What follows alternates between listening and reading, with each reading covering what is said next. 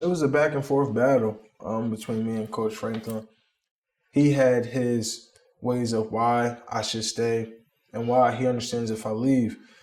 And he said, in the end, Micah, it's really up to you and like what you want to do. No one can give you a yes or no answer. And for the longest time, that's what I was like, because if you say yes to this, it could be so much easier for me. So I was spending weeks battling back and forth between Coach Pry, other coaches, Coach Franklin, and it just really hurts. And it got real emotional between me and Coach Pry, like a real heart to heart, where we're going back and forth, and why he's saying the things I'm saying, and why I'm saying the things he's saying, and eventually we finally met eye to eye that it would be the best decision for me to go. And that's what I thought was the most surprising part, because I was like, man, but I want to play with you guys, like, we could do this. Like, I'm seeing the potential of this team. Like, we got all the pieces that we ever needed.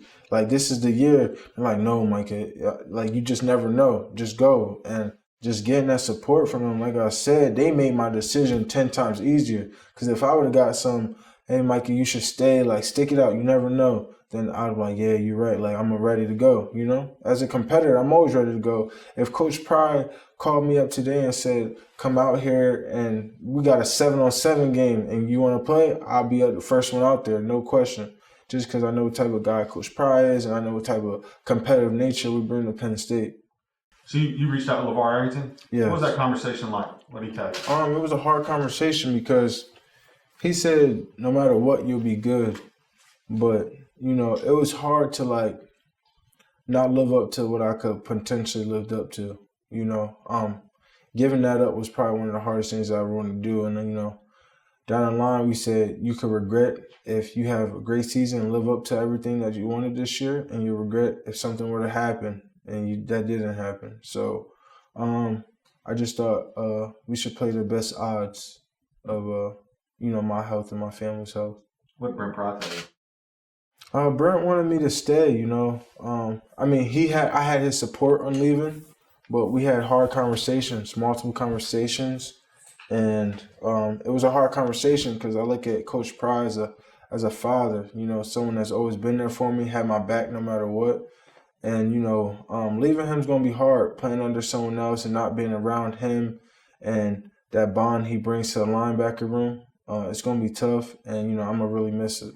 But, risk and reward, I just thought the reward in the end of this long, tough time for everyone is going to be well beyond and well worth it for myself and my family. And, I just got to compete every day, challenge myself working out. And I'm going to be tuned into every Penn State game, support my guys going back up to state to support them. Doesn't matter. I'm going to be with my guys no matter what. I got unbelievable love, and that just means the next guy's up. And we got a great LB room.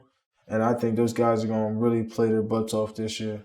I think that this year I would have really surprised a lot of people. The new D-line coach and Dion was getting a lot of handwork with him and Shaka Tony. So I think this was the year where I really got let loose. I think each of my last 2 years, I was kind of like waiting my turn. And I think in that Cotton Bowl, Coach Pry, and I talked to him before the game, I said, let me loose, Coach. Like, I got you. And he finally let me loose. And I think he saw that. And after that game, he was like, you know what? Like, this is what we're going to do for you. And he was developing schemes and plans. And then, boom, COVID.